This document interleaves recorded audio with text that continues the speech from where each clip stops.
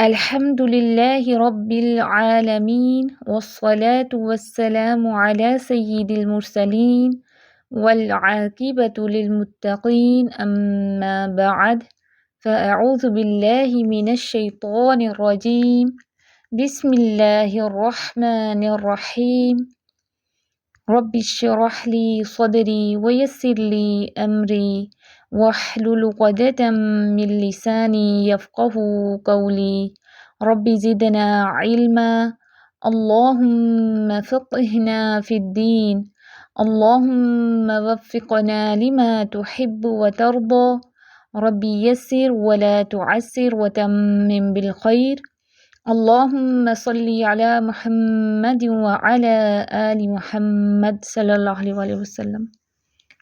السلام علیکم ورحمۃ اللہ وبرکاتہ۔ کیسی ہیں آپ سب؟ امید کرتی ہوں ایمان اور عمل کی بہترین حالتوں میں ہوں گی انشاءاللہ تعالی۔ اللہ سبحانہ و تعالی ہم سب کو خیر و عافیت سے رکھے اور حسن خاتمہ نصیب فرمائے، آمین اللہم آمین۔ صفات عارضہ میں ہم نون ساکن اور تنوین کے قواعد پڑھ رہے ہیں۔ پچھلے ویک ہم نے اظہار کو ڈیٹیل سے دیکھا تھا، آج ہم نون ساکن اور تنوین کے قواعد میں سے ادغام کو ڈیٹیل سے دیکھتے ہیں انشاءاللہ۔ ادغام کے لغوی معنی کیا ہیں؟ داخل کرنا، ملانا، یعنی ایک چیز کو دوسری چیز میں داخل کر دینا یا دو چیزوں کو آپس میں ملا دینا، مرجنگ، بلینڈنگ، یہ اس کی لغوی معنی ہے۔ اصطلاحی معنی کیا ہے؟ ساکن حرف کا متحرک حرف سے اس طرح ملنا کہ یہ دونوں حروف دوسری قسم سے ایک حرف مشدد بن جائیں۔ نون ساکن یا تنوین کا حرف متحرک سے اس طرح ملنا کہ دونوں حروف دوسری قسم سے ایک حرف مشدد بن جائیں، یعنی کہ پہلا حرف دوسرے حرف کی قسم میں تبدیل ہو جاتا ہے۔ ساکن حرف یعنی مدغم کو متحرک حرف مدغم فیہ میں اس طرح داخل کرنا کہ دونوں ایک ساتھ مشدد ادا ہوں۔ اور مدغم فیہ کی نوعیت کے مطابق کہ مدغم فیہ کون سا حرف ہے، مدغم کی آواز جس کو ملایا گیا ہے مدغم فیہ میں یا تو مکمل طور پر یا نامکمل طور پر مدغم فیہ میں مل جائے، اور مدغم فیہ کی آواز غالب رہے۔ مدغم فیہ جس کے اندر ملایا ہے پہلے والے کو، ٹھیک ہے؟ مدغم کون سا ہے؟ جو ملایا جانے والا ہے، اور جس میں ملایا جائے وہ مدغم فیہ ہوتا ہے، اس کی آواز جو ہے وہ غالب رہے، یعنی پہلا حرف دوسرے حرف کی قسم میں تبدیل ہو جاتا ہے۔ یہ دو الگ الگ اس کی ڈیفینیشنز ہیں، مطلب ایک ہی ہے، ٹھیک ہے؟ قاعدہ کیا ہے کہ نون ساکن یا تنوین کا ادغام کب ہوگا؟ جب کبھی دو الفاظ میں نون ساکن یا تنوین کے بعد 6 حروف ادغام، کون کون سے حروف؟ یا، را، میم، لام، واو، نون، یعنی کہ یرملون میں سے کوئی حرف آ جائے تو وہاں ادغام ہوگا، یعنی مدغم کو مدغم فیہ میں ملا دیا جائے گا۔ یہ ادغام کا قاعدہ ہمیشہ دو الفاظ میں ہی ہوتا ہے، کیونکہ مدغم اور مدغم فیہ ہے نا، تو یہ ایک میں نہیں ہو سکتا، پہلے والے کا آخری حرف اگلے کے شروع والے حرف میں ملایا جائے گا۔ مدغم فیہ کی نوعیت کے مطابق نون ساکن اور تنوین کے ادغام کی 3 اقسام ہیں کہ جس کے اندر ملایا جا رہا ہے وہ حرف کون سا ہے یرملون میں سے، اس کے مطابق پھر نون ساکن اور تنوین کے ادغام کی 3 اقسام ہیں۔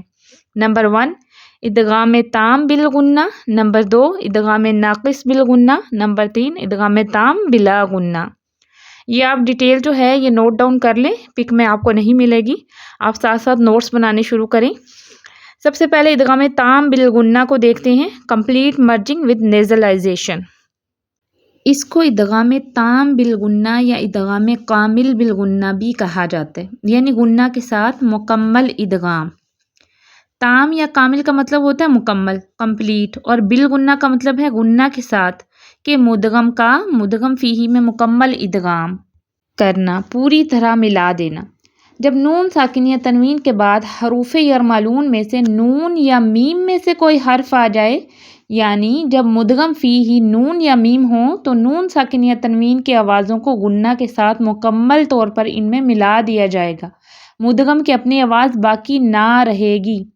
ادغام تام بالغنہ کی مثالیں دیکھیں، جیسے دیکھیں نون کی مثال دیکھیں، عن نفس، اب یہ دیکھیں یہ 2 الفاظ میں ہوتا ہے، پہلے لفظ کے آخر میں کیا ہے؟ نون ساکن آ رہا ہے، دوسرے لفظ کے شروع میں نون متحرک ہے، جب اس فارم میں دو الفاظ آ جائیں گے تو اس میں نون ساکن جو ہے وہ مدغم ہے، مدغم جس کو ملایا جائے، ٹھیک ہے، اور نفسن کا جو نون متحرک ہے زبر والا، یہ مدغم فی ہی ہے جس کے اندر ملایا جائے۔ تو اب یہ کیا ہوگا؟ ادغام تام بالغنہ، یعنی مدغم کو، یعنی نون ساکن کو نون متحرک میں پوری طرح غنہ کے ساتھ ملانا، اور یہ جو شد ہوتی ہے نا، یہ ادغام کے لیے ڈالی جاتی ہے، چاہے آواز کمپلیٹ ہو یا انکمپلیٹ آواز مدغم فی ہی کی غالب رہے گی، ٹھیک ہے۔ آواز کس کی غالب رہتی ہے؟ مدغم فی ہی کی غالب رہتی ہے، مدغم کی نہیں، ٹھیک ہے۔ یہ آپ دیکھیں جیسے ہم پڑھتے ہیں عن نفسن، اب عین جو ہے وہ ڈائریکٹ اگلے نون سے مل رہا ہے، اس نون ساکن کی اپنی کوئی آواز نہیں ہے۔ آواز کس کی غالب ہوگی؟ مدغم فی ہی کی۔ جیسے اب نون ساکن جو ہے یہ مدغم ہے، اور جو نون متحرک ہے نا، جس نون کے اوپر زبر ہے، یہ مدغم فی ہی ہے۔ جیسے میں نے آپ کو پڑھ کے بتایا کہ عن نفسن میں عین ڈائریکٹ جو ہے وہ نون متحرک سے مل رہا ہے، تو یہ جو مدغم ہے اس کی اپنی کوئی آواز نہیں، ٹھیک ہے۔ آواز کس کی غالب رہے گی؟ مدغم فی ہی کی۔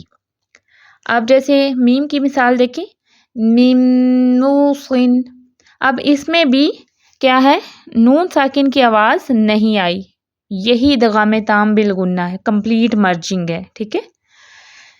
اب جب ہم نے مم موسن پڑھا، من موسن تو نہیں ہم پڑھتے نا، مم موسن پڑھا تو یہ نون ساکن کی اپنی آواز تو نہیں آ رہی نا، تو میم ڈائریکٹ اگلے میم سے مل رہا ہے، تو یہی ادغام تام بالغنہ ہے کہ جو متحرک ہے، اب اس میں میم متحرک ہے نا، تو جو نون ساکن ہے جو مدغم ہے اس کی اپنی کوئی آواز نہیں ہوتی، مدغم فی ہی غالب رہتا ہے۔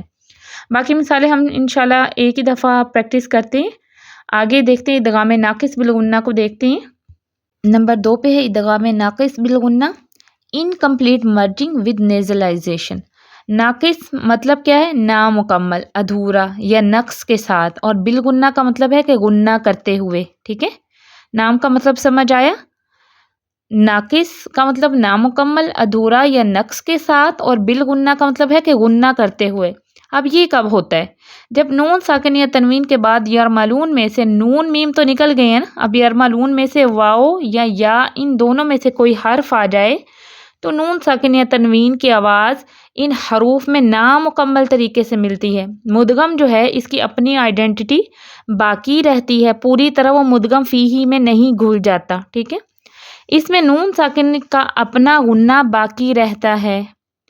اب مثالیں آگے ہم دیکھتے ہیں، پھر انشاءاللہ آپ کو سمجھ آئے گی۔ جیسے ادغام ناقص بالغنہ میں واو کی مثال دیکھیں، ہم اسے کیسے پڑھتے ہیں؟ میوالن، ٹھیک ہے۔ میوالن میں نون غنہ میں جا رہا ہے، غنہ کے ساتھ نامکمل ادغام ہے، ادھورا ادغام ہے، اس کی طرح نہیں ہے کہ مم نوسن، ٹھیک ہے۔ ادھر تو نون کی اپنی کوئی پہچان نہیں ہے نا، لیکن ادھر دیکھیں یہاں کیا ہے؟ نون بالکل غائب ہو گیا نا، جب ہم نے پڑھا میم نوسن، نون ساکن کی تو اپنی کوئی آواز نہیں آئی، صرف میم کی آواز ہے، یہ ادغام تام ہے، ٹھیک ہے، مرجنگ، کمپلیٹ مرجنگ ہے۔ یہ ادغام ناقص ہے، انکمپلیٹ مرجنگ، اس میں نون کی اپنی پہچان باقی ہے، جیسے ہم پڑھتے ہیں میو والن، نون کی آواز آ رہی ہے نا آپ کو، اس کی ادھوری سی نقص والی آواز یعنی کہ انکمپلیٹ آواز اس میں رہتی ہے، اس کی اپنی پہچان بھی باقی رہتی ہے۔ یہ پوائنٹ آپ کو سمجھ آیا؟ دیکھیں ہم اس طرح تو نہیں پڑھتے میو والن، ٹھیک ہے، کہ نون ساکن کی آواز کو غائب ہی کر دیں۔ جب ہم غنہ کرتے ہیں تو اس میں نون ساکن کی اپنی پہچان بھی باقی رہتی ہے، جیسے میو والن، یا کہ مثال جیسے یضرب، اب اس کو ہم یضرب تو نہیں پڑھتے کہ حمزہ کو یا سے ملا دیں، نہیں، نون ساکن کی اپنی بھی آواز اس میں اس کی پہچان باقی رہتی ہے۔ جبکہ جب ہم نے ادغام تام بالغنہ پڑھا نا، اس میں ہم نے نون ساکن کی آواز بالکل غائب ہو جاتی ہے، ٹھیک ہے۔ یہ پوائنٹ آپ کو سمجھ آ گیا؟ اب نمبر 3 پہ دیکھیں ادغام تام بلا غنہ، کمپلیٹ مرجنگ ود آؤٹ نیزلائزیشن، ٹھیک ہے، پوری طرح کا ادغام لیکن غنہ کے بغیر۔ یہ کب ہوتا ہے؟ یرملون میں سے نون، میم، واو اور یا نکل گئے ہیں، باقی بچے 2 حروف را اور لام۔ جب نون ساکن یا تنوین کے بعد را یا لام میں سے کوئی حرف آ جائے تو نون ساکن یا تنوین کو اس میں بغیر غنہ کے پوری طرح ملا کر پڑھا جائے گا۔ اس کیس میں بھی مدغم کی اپنی آواز اور پہچان بالکل ختم ہو جائے گی۔ مدغم فیہی را اور لام یہ آپ کو لگے گا کہ 2 بار پڑھے جا رہے ہیں، ٹھیک ہے۔ جو مدغم فیہی ہوں گے نا را اور لام، یہ آپ کو ایسے لگے گا جیسے 2 بار پڑھے جا رہے ہیں۔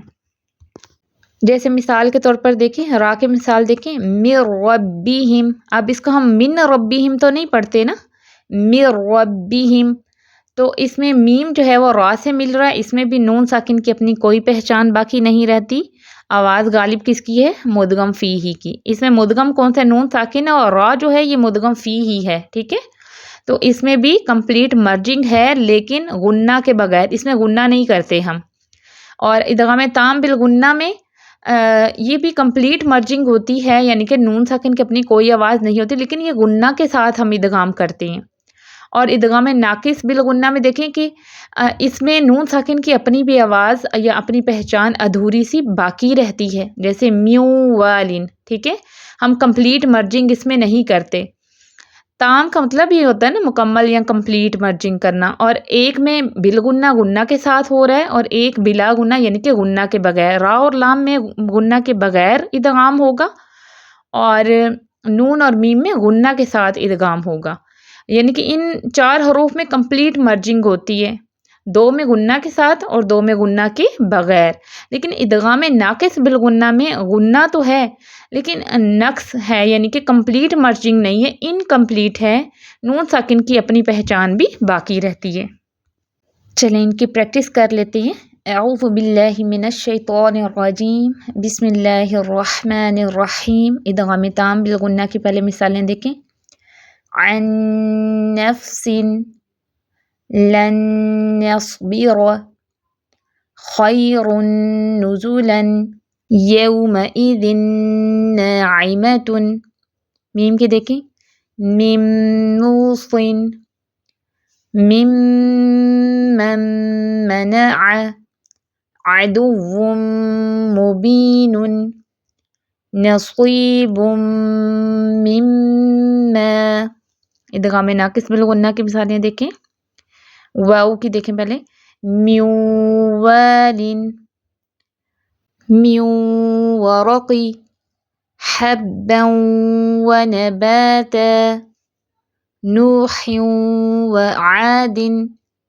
یا کہ دیکھیں، ان یضرب لمن یقتل میقاتا یوم عینا یشرب۔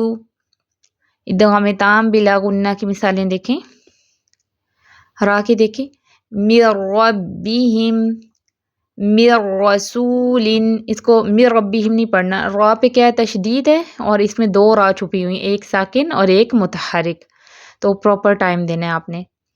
غفور الرحیم محمد الرسول، لام کی دیکھیں، یبین لنا لمن لم ہدی للمتقین مثابۃ للناس۔ نون ساکن یا تنوین کے قاعدے میں کچھ ایکسیپشنز ہیں، استثناءات ہیں، ٹھیک ہے۔ نون ساکن اور تنوین کے اس قاعدے میں چند مستثنیٰ صورتیں ہیں جہاں چاہے قاعدہ پایا جائے، یعنی نون ساکن کے بعد حرف یرملون میں سے کوئی حرف آئے لیکن وہاں ادغام نہیں کیا جاتا۔ یاد رکھیے گا یہ جو ادغام ہے نون ساکن یا تنوین میں ادغام مع الغنہ، اس کے لیے جو ایک خاص شرط ہے وہ یہ کہ نون ساکن یا تنوین اور حرف ینمو میں سے کوئی 2 الگ الگ الفاظ میں ہونے چاہیے، ایک ہی لفظ میں یہ نہ ہو، ٹھیک ہے۔ اس قاعدے کے مکمل ہونے کے لیے، واقع ہونے کے لیے شرط کیا ہے؟ اس ادغام کے لیے شرط ہے کہ نون ساکن یا تنوین پہلے لفظ کے آخر میں ہو اور پھر جو حرف ادغام ہے وہ اگلے لفظ کے شروع میں ہو۔ جیسے ہم نے پیچھے مثالیں پڑھی، ہم ساری ڈیٹیل پڑھ چکے ہیں نا، تو ہم نے یہ بھی پڑھا کہ یہ 2 الفاظ میں ہوتے ہیں، تو یہ اس کی شرط ہے۔ اگر نون ساکن کے فوراً بعد اسی ایک ہی لفظ میں کوئی بھی ادغام کا کوئی حرف آ جائے تو پھر ادغام نہیں ہوتا بلکہ اظہار ہوتا ہے۔ اس نون ساکن کو ہم نون کی طرح ہی ظاہر کر کے پڑھتے ہیں، اور چونکہ یہ اظہار حلقی نہیں ہوتا، اظہار حلقی میں تو ضروری ہے کہ نون ساکن یا تنوین کے بعد حروف حلقی میں سے کوئی حرف آئے، تو پھر اس صورت میں اس اظہار کو ہم اظہار مطلق کہتے ہیں۔ اظہار مطلق کا کیا مطلب ہے کہ قاعدے سے آزاد رہ کر اظہار کرنا، یہ اظہار حلقی کی قسم سے نہیں ہے، یہ آپ یاد رکھیں، ٹھیک ہے؟ یہ استثناء ہے، ایکسیپشن ہیں، وہ بھی ادغام کے قاعدے میں۔ قرآن مجید میں مجموعی طور پر کلیکٹیولی طور پر 9 ایسے مقامات ہیں جہاں نون ساکن کے بعد حرف ادغام آ رہا ہے، لیکن دوران تلاوت قاعدے کے مطابق ادغام کرنے کی بجائے وہاں اظہار کیا جاتا ہے، جسے اظہار مطلق کہا جاتا ہے، کیونکہ یہ اظہار حلقی کی قسم سے نہیں ہے۔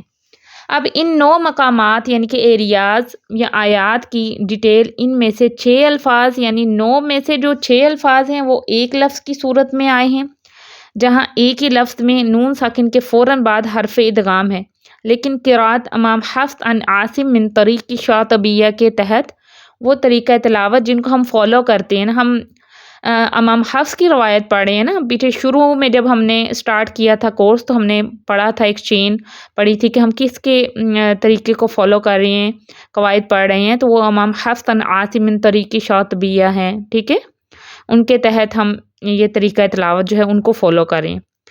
تو امام حفص عن عاصم من طریق شاطبیہ کے تحت عام قاعدے کے خلاف یہاں ادغام نہیں کیا جاتا، بلکہ قاعدے سے آزاد ہو کر اظہار مطلق کیا جاتا ہے۔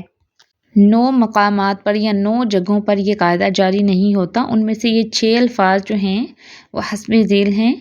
نمبر 1 ہے الدنیا، نمبر 2 صنوان یا صنوان، نمبر 3 بنیان، نمبر 4 قنوان، نمبر 5 بنیانا، نمبر 6 بنیانہم۔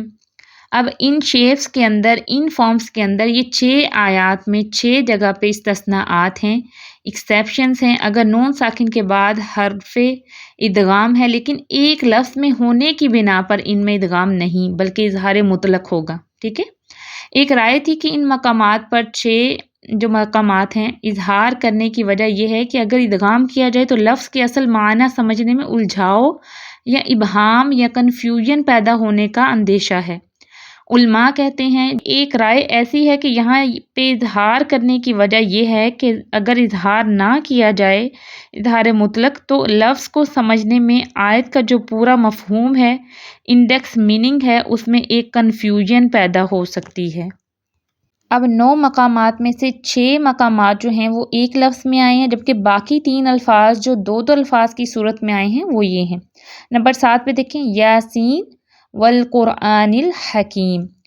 یاسین یہاں ہم چاہے وقفاً پڑھیں یا وصلاً پڑھیں، یہاں سین کے نون ساکن کا واو میں ادغام نہیں ہو رہا، نہ ہی ہوگا۔ روایت حفص عن عاصم من طریق شاطبیہ اس طریقہ تلاوت میں ایسا نہیں ہوا، ٹھیک ہے؟ وہ اس کا ادغام نہیں کرتے۔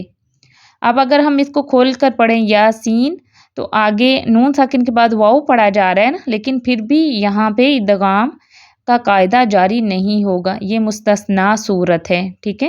امام حفص جو روایت حفص عن عاصم من طریق شاطبیہ ہے نا، وہ اس طریقہ تلاوت میں وہ ایسا نہیں کرتے، وہ ادغام نہیں کرتے۔ اب اگلا 8 پہ دیکھیں نون والقلم وما یسطرون۔ اب اس کو بھی پڑھنے کے 2 طریقے ہیں، ایک وقفاً جب ہم پڑھتے ہیں تو نون، یہ جب رکیں گے تو مد کریں گے، پھر سانس لے کے آیت کا اگلا حصہ پڑھیں گے، جیسے نون والقلم وما یسطرون، تو پہلے وقف کیا تو نون پہ مد کی، پھر اگلا حصہ پڑھا۔ اگر وصل سے پڑھیں گے یعنی کہ ملا کر پڑھیں گے تب بھی دونوں صورتوں میں نون کے نون ساکن کا واو میں ادغام نہیں ہوا۔ نون کو جب ہم نے کھولا تو دیکھیں نون آگے واو ہے، ٹھیک ہے؟ نون والقلم، تو ان دونوں صورتوں میں چاہے ہم وقف کریں یا وصل کریں، دونوں صورتوں میں ادغام نہیں ہوگا۔ نمبر 9 پہ دیکھیں وقیل من راق، ادھر بھی ہم ادغام نہیں کرتے، یہاں بھی ادغام کا قاعدہ موجود ہے، رول کے تحت نون ساکن کے بعد را آ رہا ہے تو نون ساکن میں عام حالات میں اگر را آ جائے تو مکمل ادغام بغیر غنہ کے ہوتا ہے نا، لیکن یہاں پہ بھی استثناء ہے، ایکسیپشنز ہے، کیونکہ یہاں دونوں کے بیچ میں سین آ رہا ہے۔ سین ہوتا ہے سکت یا سکتہ، ٹھیک ہے۔ سکتہ کی تعریف کیا ہے؟ سکتہ کی تعریف یہ ہوتی ہے کہ سانس توڑے بغیر مختصر وقت کے لیے رکنا، اسمال پاز، ٹھیک ہے، مختصر وقف اختیار کرنا۔ اس کو ہم کیسے پڑھتے ہیں؟ اس میں من کا نون ظاہر کرتے ہیں، ہلکا سا پاز لیتے ہیں، سانس نہیں توڑنا، اس کے بعد روق پڑھتے ہیں۔ یہ جو سکت ہے نا، یہ ادغام کو روکتا ہے، ٹھیک ہے۔ اس میں ادغام نہ کرنے کی وجہ جو ہے وہ سکتہ ہے، کہ ہم اس کو کیسے پڑھتے ہیں؟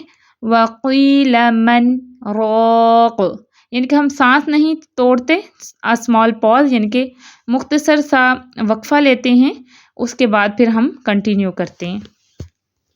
اردو اور عثمانی رسم الخط کا فرق دیکھیں کہ اس قاعدے کے تحت اردو رسم الخط میں حرف نون پر سکون کی علامت ظاہر ہوتی ہے، جبکہ عثمانی رسم الخط میں حرف نون پر سکون کی علامت نہیں ہوتی، ٹھیک ہے۔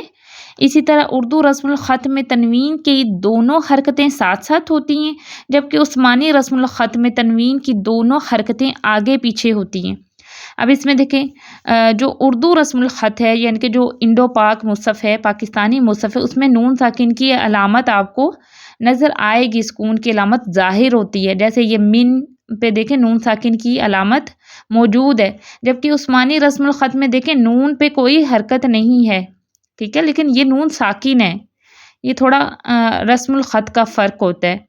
اور اسی طرح جو اردو رسم الخط میں تنوین کی دونوں حرکتیں ساتھ ساتھ ہوتی ہیں، آپ دیکھ رہے ہیں پک میں، اور جبکہ عثمانی رسم الخط میں تنوین کی دونوں حرکتیں آگے پیچھے ہوتی ہیں۔ یہ تھوڑا سا فرق ہے مصحف کا، ٹھیک ہے۔ جیسے مثالیں دیکھیں، میو ولین، اور یہ عثمانی رسم الخط میں نون پہ سکون کی علامت نہیں ہے، ٹھیک ہے۔ اور اسی طرح اردو رسم الخط میں تنوین دیکھیں کیسی ہے، یہ دونوں ایک ساتھ ہیں اردو رسم الخط میں تنوین، جبکہ عثمانی رسم الخط میں تھوڑی آگے پیچھے کر کے دی ہوتی ہیں۔ بس یہ تھوڑا سا آپ کو سمجھانا تھا اردو رسم الخط اور عثمانی رسم الخط کا فرق، کہ کوئی جو ہے وہ عربک مصحف یا عثمانی مصحف میں پڑھے تو وہ یہ دیکھ کے پریشان نہ ہو جائے کہ نون کے اوپر تو کوئی علامت ہی نہیں ہے، تو یہ نون ساکن ہی ہے، ٹھیک ہے۔ اب یہ دیکھیں وَمِنْكُمْ مَنْ يُرِيدُ، اب اس میں اردو رسم الخط میں دیکھیں نون پہ سکون کی علامت موجود ہے، جبکہ عثمانی رسم الخط میں یہ آپ کو اس طرح ملے گا، ٹھیک ہے، نون خالی آپ کو ملے گا۔ اور تھوڑا سا تنوین کا فرق بھی، کہ اردو رسم الخط میں دونوں علامات جو ہیں وہ اکٹھی ہوتی ہیں، ایک ساتھ ساتھ ہوتی ہیں، جبکہ عثمانی رسم الخط میں تنوین کی دونوں حرکتیں آگے پیچھے ہوں گی۔ تو یہ تھوڑا سا فرق ہے، آپ اس کو بھی نوٹ ڈاؤن کر لیں۔ اب جیسے دو پیش کی تنوین کے لیے دیکھیں، اردو رسم الخط میں کیا ہوتا ہے، ہمارے پاس انڈو پاک مصحف میں پاکستانی جو مصاحف ہوتے ہیں اس میں کیا ہوتے ہیں، ایک الٹی پیش اور ایک سیدھی پیش ہوتی ہے، دو پیش اگر ہوں تو ایک سیدھی پیش اور ایک الٹی پیش ہوتی ہے، جبکہ عثمانی رسم الخط میں دونوں ہی سیدھی ہوتی ہیں، لیکن دو حرکتیں آگے پیچھے ہوں گی، ٹھیک ہے۔ یہ آپ کو پک میں جو ہے وہ نظر آ رہی ہوں گی۔ اس ویک کا ہوم ورک نوٹ ڈاؤن کریں۔ سوال نمبر 1 ہے کہ لیسن اچھی طرح سن کے نوٹس مکمل کریں اور کسی کے ساتھ شیئر کریں۔ سوال نمبر 2 ہے کہ ادغام کے لغوی اور اصطلاحی معنی بیان کریں اور یہ کب ہوگا قاعدہ بھی بتائیں۔ سوال نمبر 3 ہے کہ مدغم فیہ کی نوعیت کے مطابق نون ساکن اور تنوین کے ادغام کی کتنی اقسام ہیں، تفصیل سے مثالوں کے ساتھ وضاحت کریں۔ ساری ڈیٹیل آپ نے بتانی ہے، ٹھیک ہے، صرف یہ نہیں بتا دینا کہ کتنی اقسام ہے، تفصیل بھی بتانی ہے کہ آگے یہ کب کب ہوگا، وہ جو ڈیٹیل میں نے آپ کو بتائی ہے نا وہ ساری آپ نے بتانی ہے۔ سوال نمبر 4 ہے کہ نون ساکن یا تنوین کے قاعدے میں کچھ ایکسیپشنز ہیں، استثناءات ہیں، وہ آپ نے تفصیل سے وضاحت کرنی ہے کہ وہ کون کون سی استثناءات ہیں، کہ کون سے مقامات ہیں جہاں پر یہ قاعدہ جاری نہیں ہوتا۔ سوال نمبر 5 ہے کہ جو آیات دی گئی ہیں ان کے اچھے سے پریکٹس کر کے تلاوت سنائیں۔ اچھا، یہ جو سوال ہے نا یہ آپ لکھ کے بھی گروپ میں شیئر کر سکتی ہیں، ریکارڈنگ کرنے کی بجائے نا آپ جو لکھ سکتی ہیں وہ تو لکھ کے بھیج دیں اور ساتھ میں اپنی آیات کی آڈیو بھیجیں، تاکہ لینتھی نہ ہو جائے نا، سنانے میں بہت زیادہ لینتھی ہو جائے گا، لیکن جو مثالیں ہیں وہ آپ سنائیں گی، جو میں نے آپ کو مثالیں بتائی ہیں نا وہ آپ سنائیں گی، باقی آپ لکھنا چاہتی ہیں تو یہ لکھ کے ہی گروپ میں سینڈ کریں، اور جو لکھ نہیں سکتی انہیں پھر آڈیو میں ریکارڈ کرنا پڑے گا یہ سارے سوال، ٹھیک ہے، ان سارے سوالوں کے جواب آپ نے ریکارڈنگ میں گروپ میں بھیجنے ہیں۔ اوکے، سبحانک اللہم وبحمدک نشہد ان لا الہ الا انت نستغفرک ونتوب الیک۔ السلام علیکم ورحمۃ اللہ وبرکاتہ۔